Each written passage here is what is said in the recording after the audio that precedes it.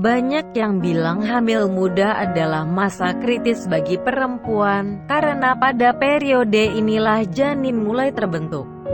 Ibu hamil muda juga harus beradaptasi dengan berbagai perubahan dan kondisi baru yang dialaminya, baik secara fisik maupun mental. Beberapa masalah saat hamil muda juga akan muncul, sehingga para ibu hamil harus lebih perhatian pada kesehatan dan kondisi kehamilannya. Saat hamil muda, kandungan juga masih sangat berisiko mengalami keguguran. Oleh karena itu, waspadailah beberapa masalah pada periode awal kehamilan supaya tidak mengganggu kondisi janin. Sebelum kita lanjutkan, mohon tekan tombol subscribe supaya bisa dapatkan informasi terbaru secara cepat, dan jangan lupa klik like jika Anda suka dengan video ini. Pendarahan yang tidak normal. Normalnya, pendarahan yang terjadi pada saat hamil muda hanya berupa flek saja, walau bisa juga terjadi dalam tingkatan yang berat. Gejala ini disertai dengan rasa nyeri di perut bagian bawah dan punggung. Jika mengalami hal ini, Mama tidak perlu panik. Periksa dulu seberapa parah pendarahan yang Mama alami. Jika dirasa tidak normal, segera periksakan diri ke dokter. Bisa saja hal itu menjadi tanda keguguran atau kehamilan ektopik. Keguguran bisa terjadi karena janin tidak dapat berkembang secara normal. Pendarahan yang keluar biasanya disertai dengan rasa nyeri atau kram pada perut yang parah, sampai dengan ada air yang keluar dari daerah kewanitaan.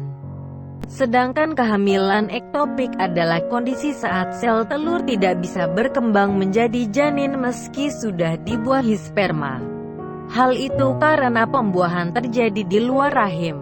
Nah, Mama harus segera memeriksakan diri ke dokter jika pendarahan saat hamil muda dibarengi dengan denyut nadi rendah, pusing hingga kulit keriput, mual dan muntah.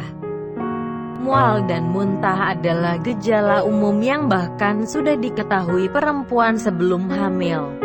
Meski tidak semua perempuan hamil mengalami masalah ini, namun tetaplah waspada supaya gejala mual dan muntah tidak mengganggu aktivitas sehari-hari Mama.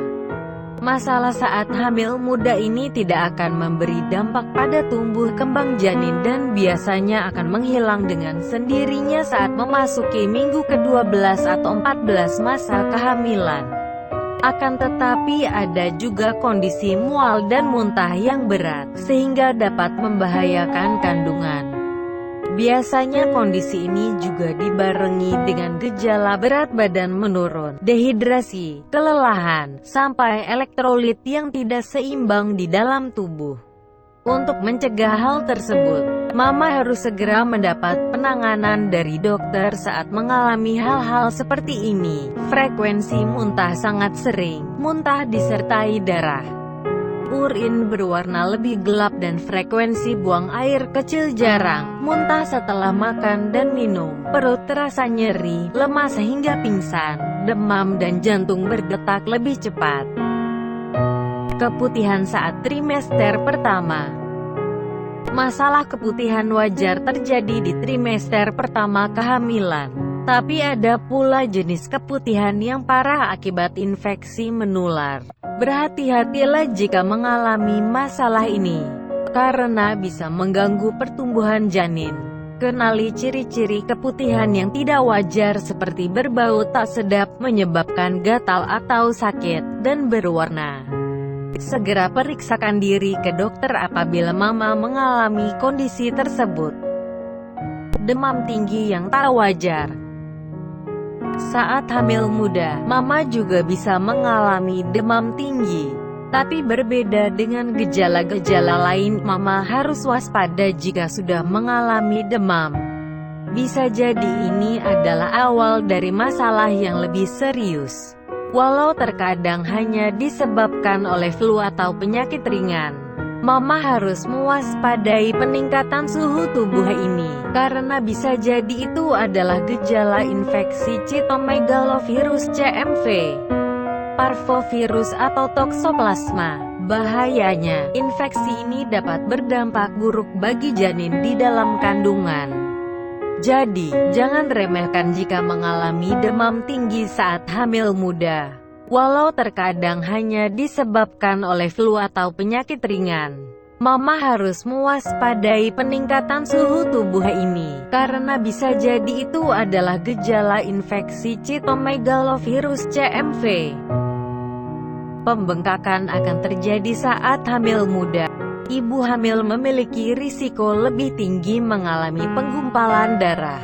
Sebaiknya, mama yang merencanakan kehamilan dan memiliki riwayat pembekuan darah harus mendiskusikan pengobatan untuk pencegahan yang sesuai dengan dokter.